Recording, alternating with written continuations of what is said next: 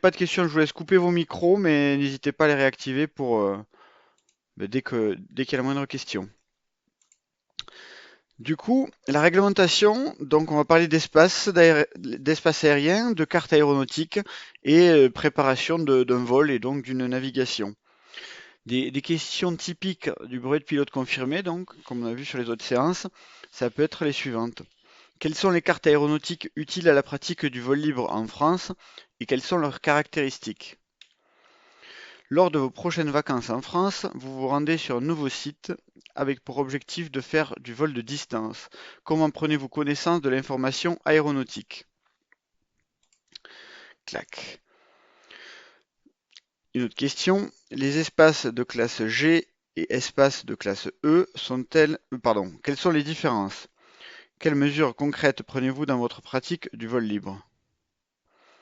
Demain, les prévisions météorologiques sont favorables au vol de distance. Comment préparez-vous concrètement le vol pour respecter la réglementation aérienne? Donc ça, c'est voilà, toutes sortes de questions liées au sujet d'aujourd'hui. Et le but, c'est que vous soyez en mesure plus ou moins d'y répondre en fin de séance. Donc le sommaire du jour, on va parler du contexte, donc de la réglementation aérienne, les règles VFR, qu'on va définir et expliquer, les espaces aériens, les priorités d'évitement, c'est le sujet qu'on avait déjà vu lors de la première séance, donc je les ai laissés dans cette présentation parce que c'est là qu'ils doivent être, mais on verra si on en reparle ou pas. Donc le contexte du vol libre. Il y a plusieurs usagers de l'espace aérien. On, on les présentera. On définira un petit peu plus précisément aussi ce que c'est qu'un pull. Les objectifs de la réglementation aérienne, on regardera ce que c'est. Quelles sont les règles de vol à vue? Quelles sont les règles de survol qui s'appliquent? Quelles sont les conditions de visibilité météorologique que l'on nous impose? Ok. Donc, le premier point, c'est quels sont les usagers de l'espace aérien? Alors, ils sont nombreux, hein. Tout ce qu'on voit dans le ciel finalement, et donc ils sont listés ici. Donc, on a l'aviation d'affaires et commerciale. Donc là, c'est les gros avions, les gros Airbus qui nous passent au-dessus de la tête. On parlera aussi d'avions militaires. Il y a les services d'urgence, c'est tout ce qui est hélicoptère, PGHM, etc. L'aviation légère et ultra-légère. Il y a les vélivoles, donc les planeurs. Il y a les parachutistes, les aérostiers, les drones, maintenant, récemment. Et nous, on est des pulls. Donc, qu'est-ce que c'est qu'un pull? Donc, on va le voir ici. Un pull, c'est en fait un planeur ultra léger. C'est ce qui, donc, les éléments enfin, les pratiques qui sont intégrées dans les pulls, c'est le parapente, à la fois les cages, les mini-voiles, etc. et les ailes delta. Tout ça, c'est des pulls. Donc, le contexte donc de réglementation pour les pulls, c'est qu'on n'est pas soumis à une immatriculation, contrairement à des ULM, des paramoteurs ou autres. Pas d'obligation en termes d'équipement, c'est-à-dire que vous avez le droit de voler sans casque finalement, même si on ne vous le recommande pas. Par contre, on est tout de même soumis à la réglementation aérienne, c'est-à-dire qu'on ne fait pas ce qu'on veut dans le ciel. Ici, c'est une photo sur la droite de la fiche qu'on peut trouver sur le site de Luchon. Et voilà, on voit ici secteur pull. Mais sachez que c'est la zone qui est pour nous. Donc, il faut comprendre ce que ça veut dire secteur pull. Quels sont les différents objectifs de la réglementation aérienne? Le premier, c'est d'assurer la prévention des abordages. Donc, les abordages, c'est les collisions entre différents aéronefs. Prévenir les dangers particuliers. Préserver les habitations et les zones d'occupation. Voilà, si un avion se crache sur une zone habitée, forcément il fera plus de dégâts que sur des zones un peu plus désertes. Préserver les zones sensibles d'un point de vue de la sécurité. Bon, ça peut être les centrales nucléaires, etc. Préserver les milieux naturels sensibles. Donc là, c'est les parcs naturels, où effectivement il y a des règles de survol très strictes. Donc, les obligations. Quelles sont les obligations qui sont appliquées à un pull? Donc on l'a vu précédemment, on n'a pas besoin d'être immatriculé, contrairement à d'autres aéronefs de classe différentes et supérieures. Par contre, on est en obligation de présenter des choses si la police euh, nous les demande. C'est quoi? C'est une attestation d'assurance couvrant les conséquences des dommages qui pourraient être causés aux personnes et aux biens. C'est ce qu'on appelle la RCA. Donc, elle est dans la licence FFVL, on a une assurance responsabilité civile aérienne. Il y en a d'autres également, mais bon, principalement c'est celle-ci. Et finalement, c'est la seule obligation que l'on aura. On peut voler avec un parapente troué, on peut voler sans parachute de secours, sans casque, etc. Si vous avez une RCA, on n'a pas besoin ni du brevet de pilote, ni du brevet de pilote confirmé, ni de quoi que ce soit d'autre. Si c'est quelqu'un de mineur, il faudra également une autorisation parentale. Attention tout de même, parce que ça veut pas dire, c'est pas parce qu'on n'a pas d'autres obligations qu'on doit faire n'importe quoi. Le pilote, il a statut de commandant de bord. Il serait responsable, ben voilà, de tout ce qui se passe par rapport à son vol, donc là où il va évoluer et les règles qu'il va éventuellement enfreindre. Donc le commandant de bord, comme je l'ai dit, il va assumer l'entière responsabilité du vol, de la conduite donc du pull et de l'application des règles de l'air. Il ne pourra déroger à ces règles que s'il juge absolument nécessaire pour des motifs de sécurité. Donc voilà, en cas de vie ou de mort, si je dois grappiller une zone aérienne de quelques mètres pour atterrir du bon côté de la ligne, on va dire que ça pourrait être justifié. Mais néanmoins, en général, c'est pas ces cas-là qui font qu'on enfreint les règles. Avant d'entreprendre un vol, un pilote, il doit s'assurer du bon fonctionnement de son appareil et de son équipement. Donc là, c'est-à-dire faire la visite pré-vol de son parapente, vérifier qu'il soit bien entretenu régulièrement, voire voilà, qu'il soit contrôlé, etc. Il doit aussi connaître tous les renseignements disponibles qui seraient utiles au vol. On va parler donc de conditions d'utilisation des sites, de décollage et d'atterrissage, l'information aéronautique, donc voilà les règles qui s'appliquent aux espaces aériens de là où on va voler, et de la météo. Donc là, ce qui est vraiment important, c'est que si on fait un vol, si on enfreint une règle, à notre atterrissage, on n'a pas le droit de dire ben, je savais pas, on me l'a pas dit. Ça marche pas. Euh, Même si personne ne vous l'a dit, votre rôle, c'est de vous informer et c'est une obligation. Donc personne, enfin tout le monde, tous les pilotes, tous les commandants de bord ont l'obligation de se renseigner et de vérifier est-ce que la météo est correcte, est-ce que les sites de décollage et d'atterrissage sont autorisés, mais aussi voilà, est-ce que les zones aériennes que l'on compte fréquenter ou que l'on va fréquenter sont autorisées. Pas d'usage de boissons alcoolisées et de stupéfiants. Donc la responsabilité de chaque pilote elle est vraiment importante et il sera nécessaire donc de vraiment se préparer aux différents espaces aériens si on compte faire du vol principalement de distance. On va maintenant parler des Visual Flying Rules. Et il y a beaucoup de choses qui sont en anglais, donc désolé pour ceux qui sont pas à l'aise avec ça. Si vous retenez VFR, ça suffit pour répondre à une question. Mais voilà, ça veut dire Visual Flying Rules. Les pulls sont astreints à pratiquer le vol à vue. Donc Visual Flying Rules, c'est l'opposé de IFR. Le I, c'est Instrument Flying Rules, c'est-à-dire c'est les avions, etc., qui, eux, ont des radars et des appareils qui fait que ils se voient sur des écrans, ils sont détectables par les radars d'aéroport, etc. Et c'est des éléments que nous emportons pas. La pratique du vol à vue repose sur un principe simple, c'est voir, être vu et éviter.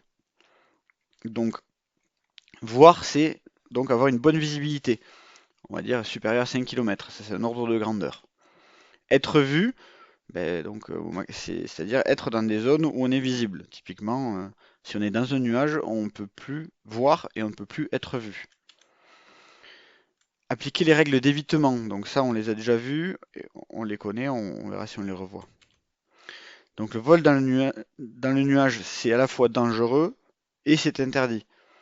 Mais déjà le fait que ce soit dangereux, ça doit nous dissuader d'y aller, en plus du fait que ce soit interdit. On va devoir respecter des règles de VMC. Donc c'est le Visual Meteorological Condition et de survol. Donc on va les définir par la suite. Et respecter les règles d'évitement et priorité, évidemment. Respecter les zones aériennes. Et donc on va le définir par la suite. On va maintenant parler de règles de survol. Donc un parapente, en gros, il peut voler partout sauf là où c'est interdit. Et donc là, on nous demande d'éviter les obstacles et de ne pas se rapprocher à plus de 150 mètres. C'est-à-dire que, par exemple, le pont de Millau, si je vais vers le pont, ben, 150 mètres avant le pont, si je suis à l'altitude du pont, je dois faire demi-tour. Hauteur au-dessus des zones urbanisées ou rassemblement de personnes. Ça va être 300 mètres sol dans un rayon de 600 mètres. On va avoir des schémas pour le visualiser, mais ça veut dire que voilà, s'il y a un cœur de village avec beaucoup d'habitations, si on est 1000 mètres au-dessus, on a le droit de passer tout droit. Si on est plus très haut, ben, il va falloir contourner ce village et un rayon de 600 mètres autour du centre. Donc ça commence à faire. Si on est sûr de n'avoir aucun risque, par exemple, ça peut arriver quand on a un terrain d'atterrissage prévu à proximité, c'est des règles auxquelles on peut déroger légèrement. Hauteur au-dessus du parc national ou d'une réserve naturelle. Selon les parcs, ça évolue, la hauteur minimum par rapport au sol. Ça peut être de 300 à 1000 mètres en général, mais chaque parc a sa réglementation. Ici, c'est un petit récapitulatif de la FFVL. Donc, euh, dans les zones décollage, atterrissage, quand on fait du vol de pente, euh, survol de sol, d'eau ou d'obstacles isolés, il n'y a pas de minimum. Du moment qu'on respecte voilà, toutes les autres règles, qu'il n'y a pas de risque particulier pour les personnes, forcément quand on décolle, quand on atterrit ou qu'on fait du soaring, on n'est pas très haut par définition par rapport au sol. Comme on l'a dit, survol de ville et d'agglomération, 300 mètres d'altitude dans un rayon de 600 mètres. Survol de parc naturel, conditions spécifiques pour chaque parc. Et sur les cartes aéronautiques, on pourra voir ce signal ici, ce logo, et donc on aura une limite de 300 mètres. Maintenant, les règles de VMC. Donc, les règles de, je vais pas le redire, visual machin, condition. Donc, elles se scindent en trois. Donc, on a trois altitudes. Donc, l'altitude, la tranche basse, la tranche du milieu et la tranche haute. En tranche basse, il faut qu'on ait minimum une visibilité à 1,5 km, donc à 1500 mètres. Donc ça veut dire que il ne faut pas qu'il y ait de brouillard et il faut qu'on soit capable de voir quelque chose qui est à 1,5 km de nous. Dans la tranche au-dessus, donc là la limite, on va le voir sur un autre schéma qui est un peu plus clair que celui-là, puisque là on est à 900 mètres au-dessus de la mer ou 300 mètres au-dessus du sol. Au-delà de ça, on passe à la tranche 2. La visibilité, elle doit être de 5 km ici, parce que forcément, elle va être fréquentée par d'autres aéronefs. Et encore au-dessus de cette limite, il faudra, donc FL100, on définira qu'est-ce que ça veut dire, une visibilité donc de 8 km. Ici, on voit sur ces schémas que dans la tranche basse, si on est hors des nuages et en vue du sol, ça suffit. C'est-à-dire que si je suis 10 mètres à côté d'un nuage, même si la limite d'un nuage elle est jamais très franche, mais je suis dans les clous. Alors que dans la tranche au-dessus, on doit être à 300 mètres, espacé à 300 mètres verticalement d'un nuage et à 1500 mètres en latéral. Alors cette situation-là, le parapente, on la voit assez rarement, c'est-à-dire où on est au-dessus du nuage. Néanmoins, quand on se rapproche d'une base de nuage, ça arrive, on est censé quitter le thermique 300 mètres avant la base du nuage. Et en latéral, on doit être décalé de 1500 mètres. Donc on a des conditions minimales de visibilité dans nos espaces de vol. Plus on est haut, plus il faut voir loin. Donc ça, c'est ce que je viens de dire. Attention en cas de brouillard. Le vol de nuit, il est interdit sauf dérogation. Alors les dérogations, elles sont très complexes, mais grosso modo, on va retenir que c'est interdit, en sachant que le vol de nuit, il est défini de la manière suivante. On a une nuit aéronautique, pardon. Donc ça va être, enfin, la nuit aéronautique, ça va être le coucher du soleil plus 30 minutes, le début, la nuit, et 30 minutes avant le lever du soleil. C'est-à-dire que à l'heure officielle de coucher du soleil, j'ai encore le droit de voler pendant 30 minutes. À partir de là, il faudra que je sois posé. Si je veux décoller tôt le matin, j'ai le droit de le faire au plus tôt 30 minutes avant le lever du soleil, pas avant.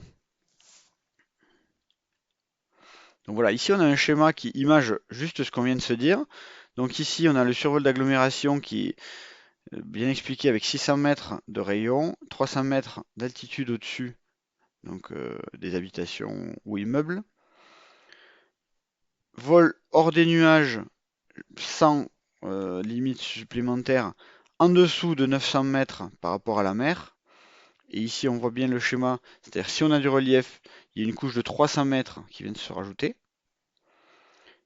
Et ici, visibilité 1,5 km. Au-dessus de ça, c'est-à-dire entre 900 mètres par rapport à la mer et 3000 mètres par rapport à la mer, visibilité 5 km. Par rapport au nuage, 1500 mètres en latéral, 300 mètres en vertical. Et si on est au-delà des 3000 mètres, la visibilité imposée est de 8 km. C'est un autre schéma de la FFVL qui vous récapitule les mêmes informations. Je les ai mis parce que pour les révisions, chacun préfère le support qu'il veut. Encore une autre fiche de la FFVL. Elle en dit un peu plus que ce que l'on a vu jusqu'à maintenant. Donc éventuellement, vous revenez dessus enfin, pour vos révisions. Quand on aura vu, il y a des choses qu'on n'a pas encore vues. Est-ce que jusque-là, il y a des questions sur ce qu'on a vu? Est-ce que ça va trop vite ou est-ce que ça va?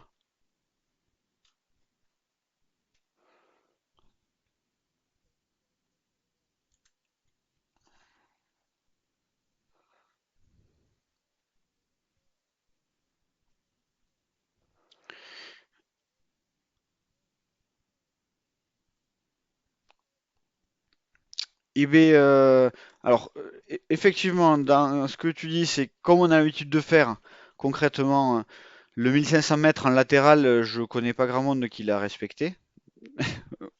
Enfin, qu'il a fait volontairement un détour de 1500 mètres pour éviter un nuage. Après, quand on est en montagne, typiquement, à partir du moment où on est dans la couche qui est ici, qui est de 300 mètres par rapport au sol, tu vois, eh ben, enfin, on est dans la réglementation du niveau de la tranche basse. Donc, hors du nuage, ça suffit. Mais effectivement, quand tu es en milieu de vallée, enfin, on va dire, quand tu es sur l'arête, tu es sans doute à 300 mètres sol. Quand tu traverses la vallée, tu quittes très vite cette tranche et tu viens dans une tranche où tu es à plus de 300 mètres du relief. À ce moment-là, il faudrait être bien en dessous des nuages et bien décalé. C'est la théorie. Maintenant, la pratique, chacun met le curseur où il le veut, mais à partir du moment où on respecte plus ces règles, on est sanctionnable, on va dire.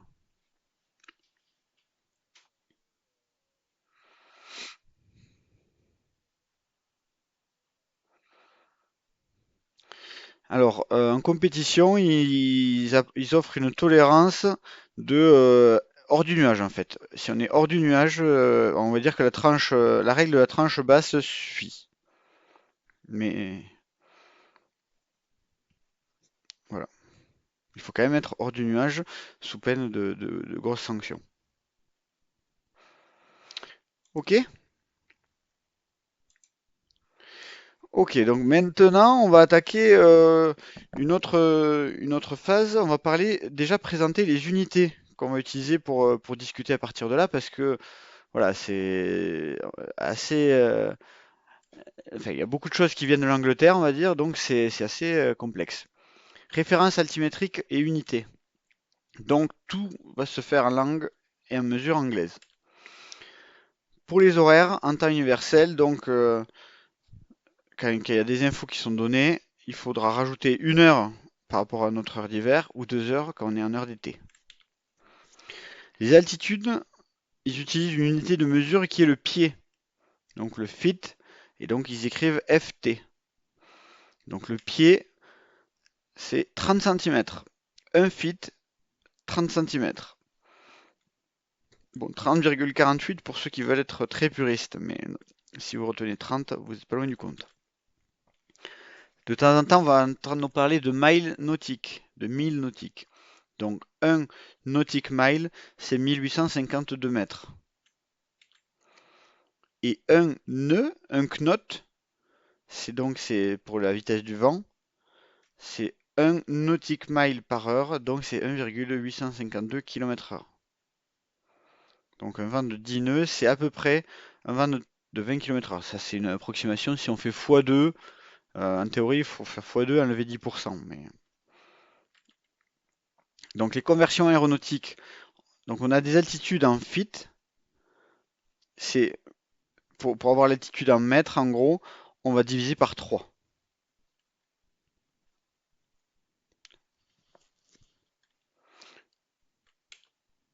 Donc 100 feet, si on divise 100 feet par 3, ça fait 33. Et donc ça fait 30 mètres. Si on a 1000 feet, ça fait 300 mètres. Après, vous verrez, c'est une gymnastique où les feet, on utilise souvent les mêmes. Donc si vous connaissez la correspondance, on s'en sort. On va maintenant parler de flight level. Les fameux FL 115, FL autres, donc c'est des flight level. Flight level 115, ce qu'il faut faire en fait, c'est multiplier ça par 100 pour avoir un feet. Donc 115, si on multiplie par 100, parce que c'est un flight level, ça nous fait 11 500 pieds. 11 500 feet. Si maintenant on applique cette règle-là pour l'avoir en mètres, ça nous fait 3450 mètres. Bon, là, il n'y a pas grand-chose à discuter. Il faut connaître la règle de 1 feet 30 cm et après, si vous faites avec la calculette, vous en sortirez. L'altitude par rapport à la mer, elle a deux appellations, soit QNH ou AMSL sur les cartes. AMSL, ça veut dire Above Mean Sea Level. Donc ça veut dire par rapport à la mer. Altitude au-dessus de la mer. Donc ça, c'est important de comprendre quand une zone aérienne elle va être soit avec un rapport par rapport à l'altitude de mer, soit par rapport à l'altitude du sol. Il existe les deux cas. Le deuxième cas, donc, la hauteur par rapport au sol, c'est soit QFE, soit ASFC ou SFC. ASFC, ça veut dire Above Surface, donc au-dessus du sol. Donc, on va le revoir dans la suite, mais il faut retenir que AMSL, c'est au-dessus de la mer, et ASFC, c'est au-dessus du sol. Il y a des espaces réglementés, et donc qui sont classés. La classification des espaces aériens. Il y a des espaces qui sont contrôlés. Donc c'est les espaces A, B, C, D et E. Il y a des espaces non contrôlés. C'est G. Alors, il y a G et F, mais F, on n'en a pas métropole, donc on ne le met pas dans la présentation. Ce qu'il faut comprendre par contrôlé, c'est qu'un espace contrôlé, c'est contrôlé par une tour de contrôle aérien. Un espace non contrôlé, c'est contrôlé par personne. Les seuls espaces autorisés au vol libre, c'est les espaces E et G. Donc c'est pour ça que je les ai mis en vert ici. Attention, par défaut, tout espace au-dessus de 3450 mètres, FL115, donc 11 500 pieds, est classé D et donc interdit, sauf si on est à moins de 1000 mètres sol. À savoir, pour les gens qui volent dans notre région ou en montagne, sur les Alpes et les Pyrénées, il y a une LTA en classe qui donne une classe E jusqu'à 5850 mètres. On le voit un petit peu sur ce schéma. Il y a une cloche qui autorise la pratique du parapente dans les Pyrénées et les Alpes jusqu'à 5850 mètres. Donc flight level 195. l'explication derrière ça, c'est que ben, les Airbus, ils vont pas passer juste au-dessus des Pyrénées, quoi. Ils vont pas passer à 4000 mètres juste au-dessus des montagnes. On est sûr qu'ils vont passer au moins à 5850 mètres dans ces zones-là. Donc on les autorise à la pratique du parapente, etc. La classe G, c'est vraiment clairement le terrain de jeu principal pour les parapentistes. C'est donc un espace qui n'est pas contrôlé. Et donc ça correspond à tout ce qui n'est pas classé A, B, C, D ou E. Donc les règles, on les a vues. Donc hors du nuage jusqu'à 900 mètres AMSL ou 300 mètres ASFC. Donc 900 mètres mer ou 300 mètres sol. Donc voilà, ça c'est juste un petit rappel pour la classe G.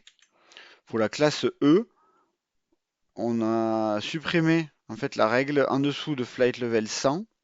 Donc flight level 100 c'était 3000 mètres. Et donc 3000 mètres, jusqu'à 3000 mètres, on doit avoir cette visibilité-là et respecter la règle des nuages en classe E. On a aussi des zones particulières. La zone D, de classe D, c'est une zone représentant un danger potentiel pour l'aéronef. Donc D de danger. La zone R pour zone réglementée. Donc le R de réglementé, soumise à certaines conditions, c'est-à-dire qu'elles ne sont pas forcément interdites, elles sont parfois activables et parfois non actives. P, c'est une zone interdite. En anglais, c'est prohibited. Donc c'est un peu moins facile à retenir, mais prohibited, c'est P. Donc là, c'est clairement interdit au parapente. Donc une zone, elle est dessinée sur la carte aéronautique et elle a une identification, c'est-à-dire qu'elle a un nom. Ça peut être R46 Sud ou ça peut être D593. Donc R46 Sud, ça va être une zone réglementée. Une D593, ça va être une zone dangereuse. Donc on va expliquer dans la suite comment on lit une carte aéronautique. Oui,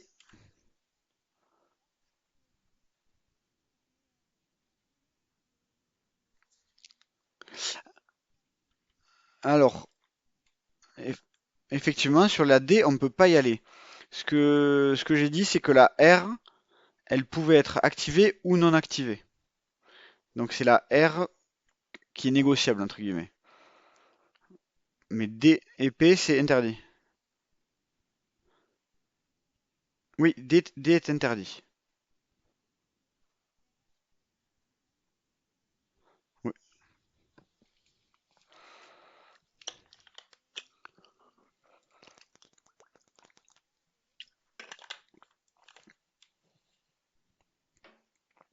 Ah oui, pardon. Oui, c'est vrai, j'ai pas très bien décrit cette notion-là. Non, mais c'est vrai que je vais revenir dessus. Il y a des classes d'espace aérien qui sont A, B, C, D ou E. Et à l'intérieur de ça, ou même dans les G, on va avoir des zones, donc des cylindres spécifiques. Ouais, en gros, il peut y avoir une zone dangereuse dans un espace E, ou dans un espace D, ou dans un espace G. Il peut y avoir une zone D. Il peut y avoir aussi une zone P à l'intérieur de ces espaces-là. Les espaces, c'est des grandes boîtes et les zones, c'est des petites boîtes qu'on met dans les grandes boîtes. Et effectivement, elles s'appellent aussi par des lettres. Effectivement, ouais, dans un espace aérien classé D, on va pouvoir positionner une zone aérienne particulière de type D, une zone de danger. Très, très belle, très bonne remarque parce que je ne l'ai pas du tout bien expliqué à ce sujet. Et du coup, effectivement, comme tu l'as dit, la zone de type D, dangereuse, elle n'est pas forcément interdite à notre pratique, contrairement à ce que j'ai dit tout à l'heure. Elle est, ça dépendra des cas, l'activation ou non, etc. Ah oui, si elle est dans une zone A, B, C ou D, on n'en discutera pas. La zone est inaccessible. Si on peut pas rentrer dans la grosse boîte, forcément, on rentrera pas dans la petite. Il faudrait que je me refasse un petit peu une slide là-dessus, mais c'est vrai. On va parler de réseau RTBA. Donc les réseaux RTBA, c'est sur le territoire français le réseau de la défense et c'est des vols à très basse altitude et grande vitesse. Donc très basse altitude, donc vous l'avez deviné, c'est qu'ils vont voler pas très haut, et grande vitesse parce que c'est des avions très rapides, 900 km/h. Dans ce cas-là, le pilote il n'assure pas la prévention des collisions. On va dire que ça arrive très vite pour lui. Donc c'est des couloirs, des tunnels qu'il estime disponibles pour lui. Les zones de type réglementé, donc on parle ici de zones, donc R, donc restricted, et donc elles peuvent être, voilà, porter des noms de ce type-là. Et on va devoir consulter l'activation sur un site pour savoir si elles sont actives ou non actives. Si elles sont actives, on n'aura pas le droit de les fréquenter. Dans le créneau, elles peuvent être actives tel jour de telle heure à telle heure, et le reste du temps, on a le droit d'y aller. Et où elles sont carrément, par exemple, inactives le samedi et le dimanche. Et dans ce cas-là, on peut y aller. Sachant que c'est pas parce qu'elle est inactive qu'on est sûr à 100% de ne pas y voir un avion militaire. Ça nous est arrivé sur des zones R, des couloirs fermés où bon, mais il avait peut-être de l'avance ou du retard, mais on avait passé des avions. Donc les zones aériennes en France. Donc là, bon, c'est de loin, hein. On voit la France, on voit qu'il y a beaucoup de zones. Et donc là, on parle des zones aériennes. Donc les A, B, C, D, E, G. Donc les zones de classe C et D. Donc ça, c'est les zones interdites aux parapentes. Alors attention, la nuance, c'est que toutes ces zones-là, elles vont pas forcément jusqu'au sol. C'est-à-dire que autour de Toulouse, on va trouver des sites, là où j'ai la souris, on va pouvoir trouver des sites. C'est juste qu'il y aura une limite d'altitude à ne pas dépasser. Réglementation aérienne, donc pour les RTBA, les zones militaires de type R. Et on voit bien que c'est des couloirs en fait. Pour amener un avion, on va dire de Perpignan à Mont-de-Marsan, ils ont créé un petit couloir comme ça, donc sur lequel il faut vérifier l'activation ou non avant de voler. On a donc les zones interdites, prohibited. Donc on voit qu'il n'y a pas forcément de lien avec les zones, enfin les espaces aériens et les aéroports, mais ça va être voilà je ne sais pas exactement ce qu'on va y cacher dedans. Ça peut être des parcs ou des centrales nucléaires ou des choses comme ça.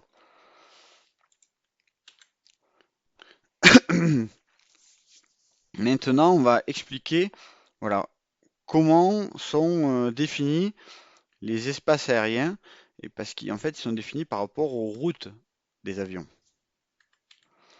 Donc on va parler des aérodromes, des aéroports, des CTR, des TMA, des AWI, AWY. Donc on va définir chacune d'elles pour que vous compreniez un petit peu ce que ça entraîne. Définition, on reviendra dessus.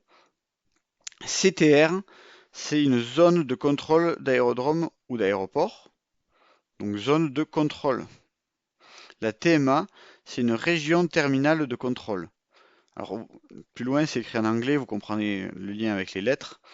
Mais ce qu'il faut retenir, c'est que la CTR, c'est la zone vraiment de contrôle. Et la TMA, c'est une zone régionale de contrôle, un peu plus grande. Ce schéma-là, on va le voir en plus grand dans la suite. Donc un aérodrome sans CTR, donc c'est-à-dire sans un tour de contrôle, etc. Il n'est pas contrôlé. Il n'y aura pas d'interdiction pour les parapentes, ni de distance. Enfin, on a le droit d'y aller tout en respectant la fréquentation de l'aérodrome, donc pour ne pas perturber le trafic. Donc il faut localiser le circuit de piste, c'est-à-dire quel est le trajet que font les avions pour atterrir. Dans les aérodromes qui sont proches des sites de vol de parapente, il y a, on va dire, des ententes et des prises de terrain officielles des avions pour pas gêner les parapentes et inversement. Donc c'est bien de se renseigner sur les, les panneaux avant de voler. Et si on arrive sur un aérodrome qu'on n'avait pas prévu, eh ben c'est bien de voir quelle est la routine des pilotes pour savoir quelle est la zone qu'on pourra fréquenter ou non. Donc c'est surveiller le trafic pour ne pas perturber les vols d'avion. On peut prévenir aussi les collègues à la radio pour qu'ils changent leur route ou les prévenir d'un éventuel décollage ou atterrissage en cours. Donc l'exemple c'est à Luchon, on a un atterrissage de vol libre qui est qui touche l'aérodrome, enfin qui est même dessus. Un atterrissage à l'intérieur du circuit de piste de Saint-Mamé. Et donc là, il y a vraiment des circuits qui sont adaptés à la fois par les planeurs et les avions, et de l'autre côté, on a un circuit réservé aux parapentes. Maintenant, on va parler d'aéroport. Donc ici en anglais, on voit que CTR, c'est Control Region. Et TMA, c'est Terminal Area. Donc les aéroports, la différence par rapport aux aérodromes, c'est qu'on va contrôler le trafic aérien. Un aéroport, il est protégé par une CTR. Donc en moyenne, c'est un cylindre de 12 km de rayon et il part du sol. Donc sur ce schéma, on a la piste qui est là.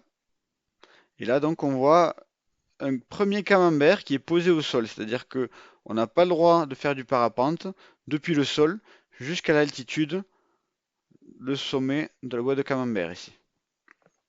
Donc ça, c'est vraiment pour une zone qui permet aux avions de décoller et d'atterrir en étant sûr qu'il n'y a pas d'obstacle.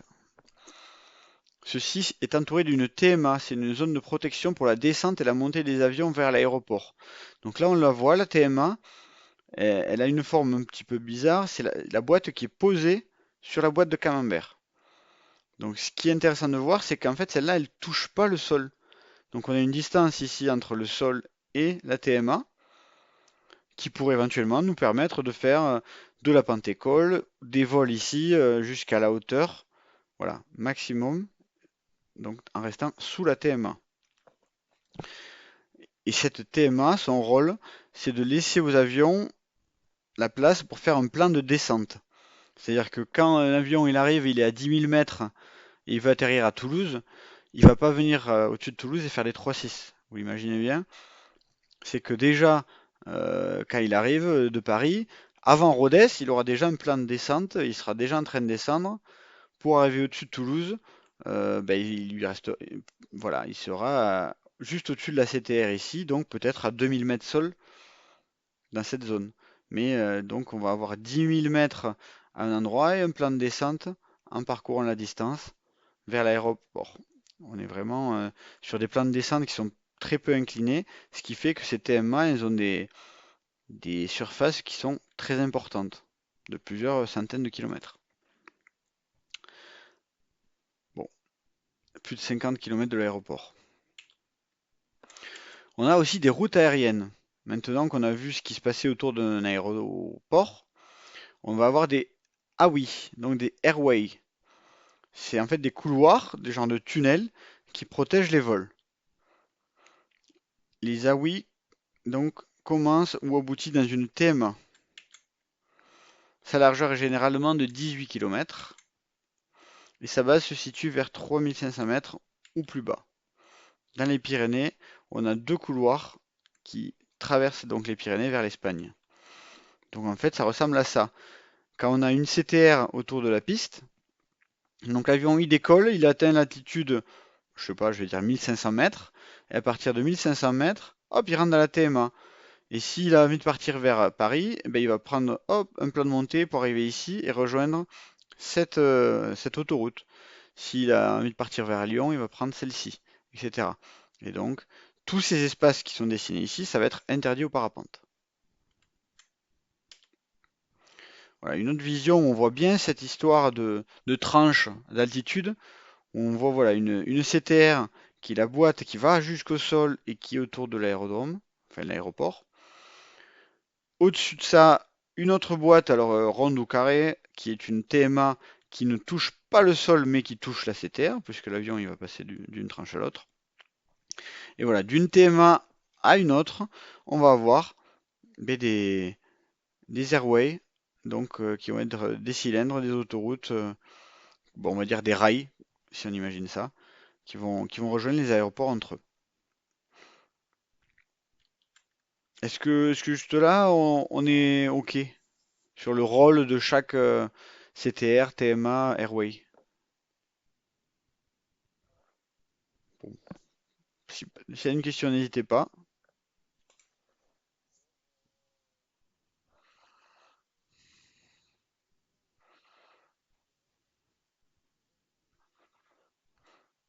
De largeur, ouais.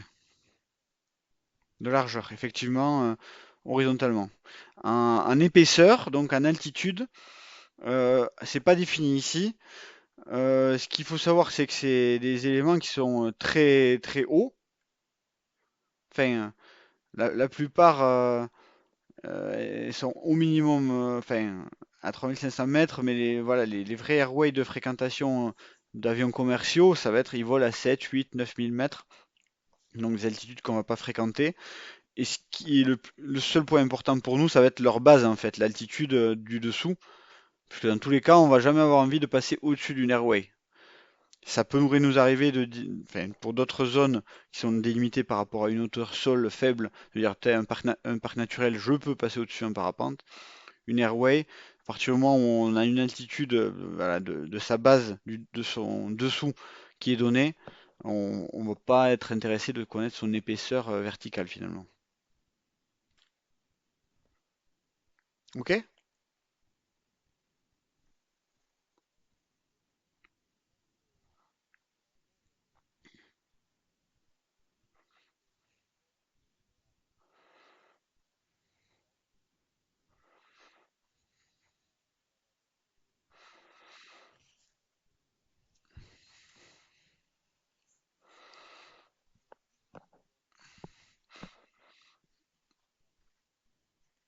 Alors c'est une très bonne remarque. C'est que effectivement dans ce qu'on a dit, moi je me focalise sur les autorisations qu'on accorde à un pilote de parapente, c'est-à-dire il va voler que dans les espaces E et G et il va pas dépasser, enfin il va s'interdire les autres zones donc A, B, C, D et les zones restricted quand elles sont actives. En revanche, un avion, il a tout à fait le droit de sortir, enfin, donc notamment un avion militaire dans cet exemple ou un autre avion motorisé, ils peuvent sortir de ces espaces réglementés qu'ils sont peut-être autorisés à fréquenter, mais dans ce cas-là, ils doivent respecter le cadre du vol à vue, parce que c'est le cadre qui s'applique aux espaces E et G que l'on fréquente. Donc on peut avoir un Mirage, il a le droit de passer où il veut quand il veut, c'est juste qu'il n'est pas sûr de ne rien trouver sur sa route. Il doit respecter le vol à vue. Donc tu as bien raison de signaler ça, Xavier. D'autres questions? Ok, bon, on avance. Clac. Donc, les espaces aériens contrôlés. C'est un petit rappel, hein. Donc, espace aérien contrôlé, il y a les zones de classe A, B, C, D, interdites aux parapentes. E, F, G, donc G, F, pardon, on n'en a pas métropole, donc j'en ai pas parlé. Et en plus de ça, on a des zones à statut particulier, effectivement. La nuance que j'ai pas très bien expliquée tout à l'heure. Et donc, on aura les zones P, les zones R, les zones D et d'autres nuances. Ça, c'est un autre schéma de la FFVL qui explique justement ce que je vous ai dit. Les airways, un plan de descente dans la TMA et finalement une prise de terrain dans la CTR pour les avions. Donc airway, qui sont des classes A. Les TMA, donc terminal area, elles sont de classe A, B, C ou D. Dans tous les cas, elles sont interdites aux parapentes. La CTR, c'est la contrôle régionale, classe A, B, C ou D, interdite aux parapentes. Et finalement, nous, là où on va s'éclater, c'est dans les classes E, F et G. Ici, attention, on a des RTBA qui peuvent être activés ou non dans tous les espaces finalement. En dessous de ça, on peut avoir des zones prohibited, donc zone P interdite. ou d'autres zones de caractères différents. Donc ça, c'est une slide pour vos révisions. On ne va pas rentrer dans le détail, c'est juste ce qu'on a vu jusqu'à maintenant. Les espaces interdits, les espaces autorisés et quelques détails sur les zones à caractère particulier.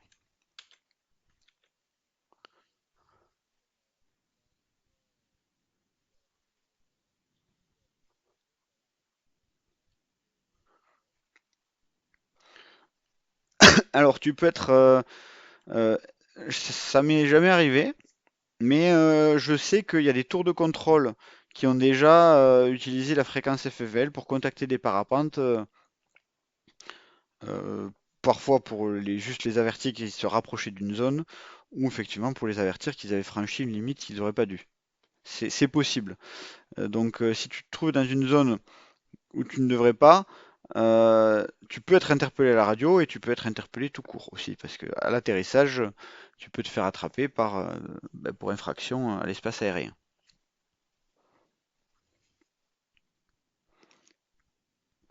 Donc, tout ça, c'est bien. On sait là où les zones qu'on a le droit de fréquenter et les zones qu'on n'a pas le droit de fréquenter, mais maintenant, on va savoir comment on les trouve sur une carte. Parce que finalement, si on ne sait pas que c'est une classe D, on ne saura pas finalement qu'on n'avait pas le droit d'y aller. Donc, sur les cartes aéronautiques, donc c'est les cartes qui sont comme ça, qui sont un peu fouillis quand on ne sait pas quoi regarder, on a des étiquettes. Des étiquettes de zone. Donc, une zone, elle va être caractérisée par des éléments qui vont être la classe de l'espace aérien. Donc c'est la lettre qui est ici, sur la gauche. Donc ici, on présente un espace D, donc qui va être interdit aux parapentes. Il va avoir une zone, le plancher de la zone. Donc ici, cette case, vous voyez qu'elle est coupée en deux dans sa hauteur. Il y a une zone en bas d'écriture et une zone en haut. Donc le plancher, c'est finalement la limite basse de cette zone aérienne. Dans cet exemple, c'est 1000 ASFC. Donc 1000 feet ASFC, c'est par rapport au sol. Donc ça va être le plancher de notre zone. Le plafond, c'est la zone, donc parce qu'une zone, elle a une base et un sommet. Et donc le sommet, c'est ce qu'on écrit ici. Donc ici plus, ça veut dire que ça va jusqu'à l'infini. Donc si on prend une carte, donc un exemple sur Rhodes, alors c'est pas très zoomé, mais on va le voir ensemble. Donc comment il se présente, l'aérodrome de Rhodes? Il a une CTR qui vient au sol ici, qui a 300 mètres d'épaisseur. Au-dessus, on a une CTR Rhodes 2 qui est un peu plus grande. Et enfin, on a la TMA à partir de 1200 mètres mer. Et donc voilà, c'est pour ça que sur la carte, on a voilà, un premier camembert d'ailleurs qui n'est pas tout à fait rond. On a une autre boîte un peu plus grande et on a la TMA qui est encore plus grande. Donc ici, c'est l'aérodrome de Rhodes. Ça veut dire que ici, si j'ai un décollage de parapente, ben, il va être interdit. Par contre, si je suis ici, donc sous la zone de TMA Rhodes 5, eh ben, on va avoir le droit de voler jusqu'à 1200 mètres. Donc c'est-à-dire que cette boîte-là, si on regarde son indication, bah alors c'est pas très facile à voir, mais elle a une base qui va être donc à 1200 mètres mer, donc à 4000 mètres AMSL. Oui,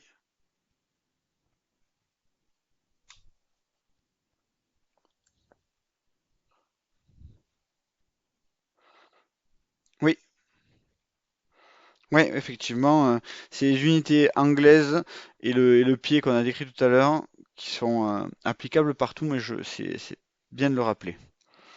Donc ici, alors encore une fois, désolé, c'est pas très clair, c'est un peu petit, mais on a une TMA Rhodes 5, donc de classe D, le D on le voit, avec un plancher qui va être à 1000 feet ASFC ou 4000 feet mer.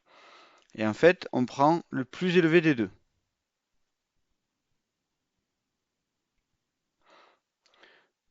Et elle a un plafond à FL115. Donc FL115, on l'a défini ensemble, ça veut dire 11 500 pieds. Et si mes calculs étaient bons, c'était 3450 mètres. Donc dans cette tranche, entre son plancher et son plafond, on n'a pas le droit d'y aller. Ici, dans la TMA Rhodes 2, c'est une classe E. Elle a un plancher donc à 1000 mètres sol ou 4000 mètres, 4000, pardon, 1000 feet sol, donc pieds par rapport au sol, ou 4000 feet par rapport à la mer. Et on prendra le plus élevé des deux niveaux également. Et là, le même plafond à FL115. Donc ce qu'on voit, c'est que ici c'est une zone E, donc pas forcément interdite au parapente. Mais c'est bien de savoir que elle est fréquentable aussi par d'autres aéronefs que les nôtres. Donc classe E, espace non contrôlé pour le vol Visual Flying Rules. C'est un espace contrôlé pour le vol Instrument Flying Rule. Donc respect strict des règles de vol à vue pour les avions, parce qu'ils savent qu'on peut également fréquenter la même zone. Donc vigilance accrue, que ce soit pour les avions ou pour les parapentes. Donc ici, c'est un zoom sur... ça aurait été bien que je le mette sur la slide d'avant celui-là. Ouais.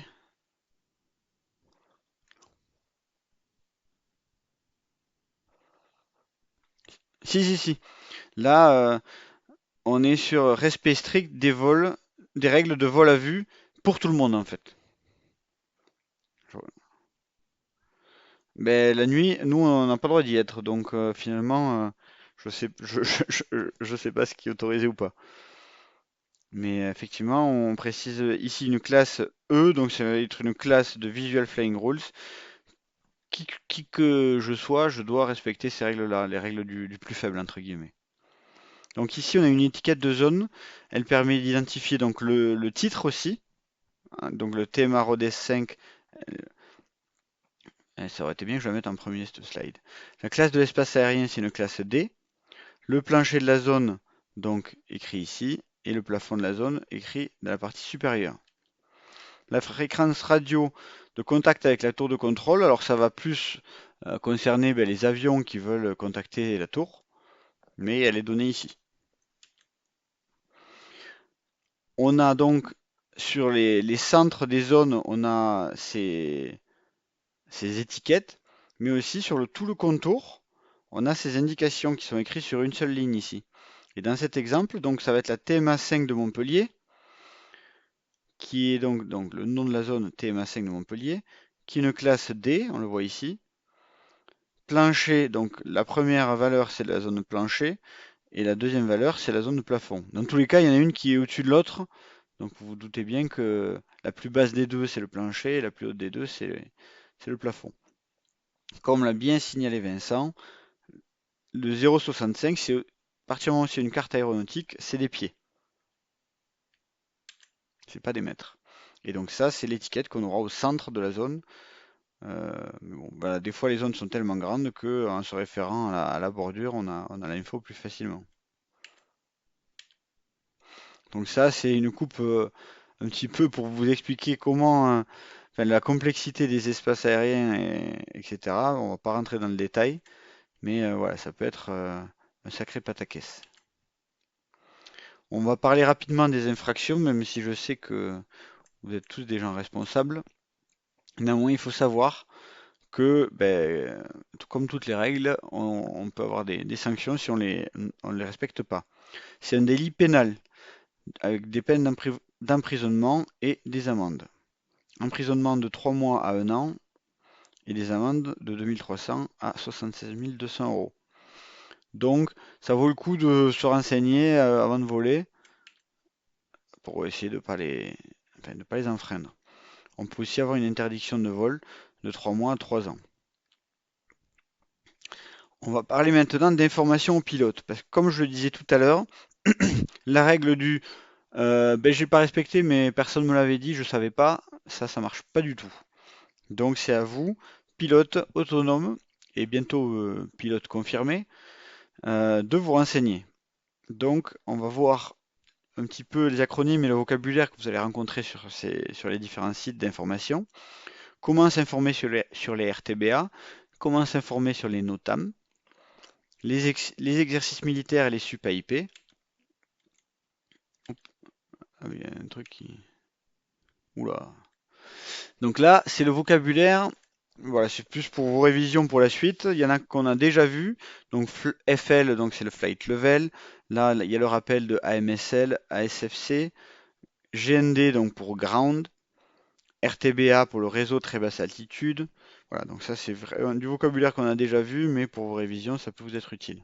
Ou si vous êtes sur un site internet, exemple, celui que l'on cite ici, vous trouverez ces éléments-là. Donc si je veux me renseigner sur l'activation ou non d'une RTBA, parce que comme on l'a vu des RTBA, il en existe un circuit national, et elles peuvent être soit activées, soit désactivées. Elles peuvent aussi être activées sur des périodes de quelques heures. Donc, soit on peut appeler un serveur vocal, soit on peut aller sur un site internet, donc la SIA, il y a le site, enfin le lien qui sera mis dans le PowerPoint. En regardant donc la carte et en fonction des couleurs, on peut savoir si elle est active ou non active. Donc si on va sur le site de de la SIA, on a les cartes AZBA.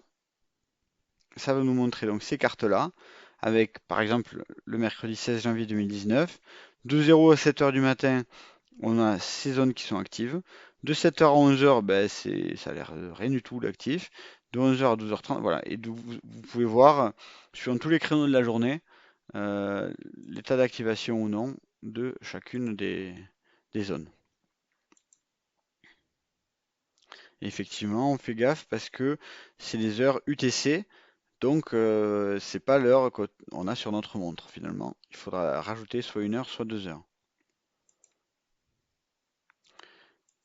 Tac. Donc en dehors des créneaux d'activité du réseau RTBA, les appareils civils ou militaires peuvent y voler en basse altitude et donc en vol en règle de vol à vue, comme on a l'habitude de faire. Donc ça, c'est les liens vers les cartes d'activation RTBA. Maintenant, on va parler de NOTAM. Donc les NOTAM, c'est les informations aéronautiques temporaires, c'est-à-dire c'est par rapport à une carte papier qu'on va imprimer, enfin qu'on va acheter, etc., ou consulter, où il y a des espaces aériens bien définis, etc. Les NOTAM, c'est temporairement, on va y rajouter des zones qui sont interdites. Donc NOTAM, c'est Notice to Airmen. Donc en allant sur le site, le même site que tout à l'heure, on va sur NOTAM, et donc à partir de là, on a deux solutions. Soit on va sélectionner une zone géographique que l'on veut, donc autour d'un aérodrome donné, ou utiliser les routes étroites pour l'analyse d'un vol de distance. On va pas aller plus dans le détail. Si vous voulez, vous irez voir sur le site. Les exercices militaires, ils sont déclarés par ce qu'on appelle des SUP-AIP. Donc c'est sur le même site, donc de la SIA. Et en fait, c'est également, c'est très proche des NOTAM, c'est des zones qu'on va déclarer de manière temporaire par le genre de document qu'on a sur la droite. Euh, pour le passage du Tour de France, on a beaucoup d'hélicoptères, etc. De mémoire, c'est des NOTAM qui sont déclarés. Et effectivement, les SUP-AIP, c'est réservé aux exercices militaires et ça peut arriver qu'il y en ait. Donc pour les consulter, on va sur le même site, on va SUP-AIP, SUP-AIP Métropole, on rentre les informations que l'on veut en termes de date, clac, voilà. Et donc, souvent, quand il y a des SUP-AIP ou des NOTAM, la fédération française ou le comité départemental publie et recascade ces informations. Mais voilà, à partir du moment où vous avez les infos, enfin les outils en main pour les consulter, vous n'avez pas le droit de dire que vous ne saviez pas parce que c'est posté sur des sites, voilà, des sites accessibles. Est-ce que jusque-là, on a des questions? Je passe vite sur les slides, mais parce que vous allez les avoir, hein. Ok. Donc, ce qui va être important, Alors je connais pas tout le monde, hein, je sais pas si tout le monde est à un niveau de préparer des vols de distance, parce qu'effectivement, si dans mes habitudes, je vole que sur mon petit site, je fais un décollage, je fais un vol balistique et j'atterris. Si je suis pas un roi des zones aériennes, c'est pas très grave. Néanmoins, dès qu'on veut, alors soit voler sur des sites un peu particuliers, parce que j'ai un sac sur le Garonne, typiquement, on est très proche des zones de Toulouse, etc. Et on a des règles à respecter, même si on va pas très très haut, ni très loin. Mais dès qu'on veut faire aussi du vol de distance, on a des obligations de préparer le vol. Alors pour préparer le vol, je vous ai mis deux méthodes. La première, c'est la mienne, entre guillemets, et la deuxième, on la verra en suivant. Donc j'utilise le site FlyXC App. Donc vous le verrez, ça vous affiche une carte qui ressemble à ça. Maintenant, dans le coin droit, ça va nous faire apparaître un menu déroulant qui nous permet d'activer les airspace. Et donc, ça va nous donner une carte qui va ressembler plus à ça. C'est-à-dire que, bon, là, il y a un petit dézoom. On voit les Pyrénées ici, et on voit donc que Toulouse, ça va être par ici. Donc, plus c'est rouge, plus il y a deux zones superposées les unes sur les autres. Et donc, plus on va s'éloigner de Toulouse, moins on va avoir de zones. Et si je clique au milieu d'une zone, je vais avoir toutes les zones donc, qui fréquentent ce point. Donc là, Landorte, par exemple.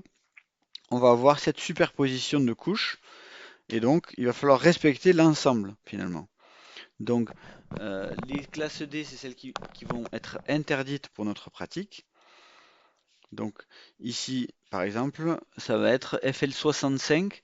On n'aura pas le droit d'aller voler au-dessus d'FL65, donc de fly level 65, donc de 6500 pieds. Et on va être juste donc à partir de 4000 pieds MSL jusqu'à ce FL65, on sera en classe E. Et en dessous, ben, on sera dans rien du tout. Maintenant, si je prévois un vol de distance, je peux rajouter une option, donc en cliquant ici et en rajoutant XC Planning. Et donc ça nous met une ligne. Vous pouvez cliquer sur le point et le faire bouger où vous voulez. Et du coup, ça vous donnera la distance. Et si vous voulez mettre votre vitesse de vol moyenne espérée, ça va vous donner la durée, etc.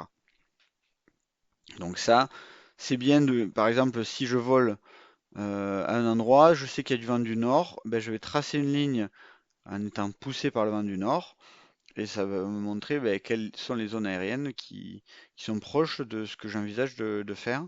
Et donc en cliquant sur les différentes zones, ça me dira est-ce que je peux voler en dessous, ou voilà, ou si elles sont complètement infranchissables. Il y a une autre méthode que j'ai pas essayé, donc je connais pas, mais bon, elle mérite d'exister, donc je vous la présente. C'est un site qui s'appelle Max7. Donc vous vous connectez en créant quelque chose de gratuit. Clac. Donc vous mettez votre aéronef. Il y a des petits paramètres un petit peu partout qui vont vous aider à donc créer. Donc vous ajoutez quelques paramètres avec la vitesse de croisière, etc. À la base c'est pour les avions, donc on va pas forcément tout remplir au niveau des consommations, etc. Et ça vous permet, en gros, voilà, typiquement dans cet exemple, de visualiser les zones aériennes éventuelles et donc de faire une route qui vous permettra de les éviter. Si vous anticipez ben, le cross, ça vous permet d'anticiper, d'éviter des zones. Si on arrive, je donne un exemple, je décolle de là où j'ai la souris, je descends poussé par du vent de nord, si j'arrive ici, ben, pour faire tout le contour, ça va être très très compliqué. Alors si dès que je pars, je commence à partir en diagonale, en n'étant pas forcément poussé par le vent, mais ben, ça va nous permettre d'atteindre ce point et ensuite de prendre une bonne dérive. Donc anticiper ça, c'est quand même se faciliter la tâche. Voilà, donc on peut avoir plusieurs visualisations avec des vues en coupe qui nous donnent voilà, les zones que l'on peut fréquenter en termes d'altitude. Comme je vous le disais, j'ai pas fait d'essai. En bref, ce qu'on va retenir de la présentation d'aujourd'hui, c'est que en allant sur le site de la SIA, on va vérifier ben, toutes les zones aériennes et leur activation, donc que ce soit les RTBA, les NOTAM, etc. Si on anticipe son vol, eh ben, on va pouvoir, enfin, c'est plus facile à faire la veille que quand on est en vol, et c'est un petit peu plus compliqué. Donc on va regarder les TMA que l'on risque de rencontrer, les classes, les planchers, savoir où j'ai le droit de voler ou non. Et donc on va vérifier si on a des parcs nationaux, etc. euh, tout simplement pour respecter la totalité des règles. Aujourd'hui, on a un certain nombre de règles à respecter. Tant qu'on ne les enfreint pas, on va dire qu'on va garder ces libertés-là. Si on commence à ne plus les respecter, ça va enfin, se réduire de plus en plus au niveau de nos possibilités. Ici, c'est pas mal de liens qui pourraient vous être utiles, notamment pour la préparation du vol et consulter ce qu'on s'est dit. Pour accéder aussi aux cartes euh, OACI, donc c'est les cartes qui vous donneront tous les espaces aériens. Voilà, la suite, c'est les priorités de vol. S'il y a des questions là-dessus, on va passer du temps là-dessus. Mais vu qu'on a